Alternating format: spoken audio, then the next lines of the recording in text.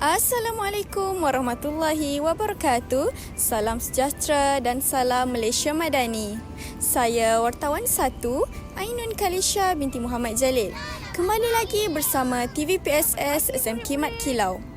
Pada hari ini, SMK Mat Kilau mengadakan sambutan Hari Guru dengan temanya Guru Bitara Nadi Negara.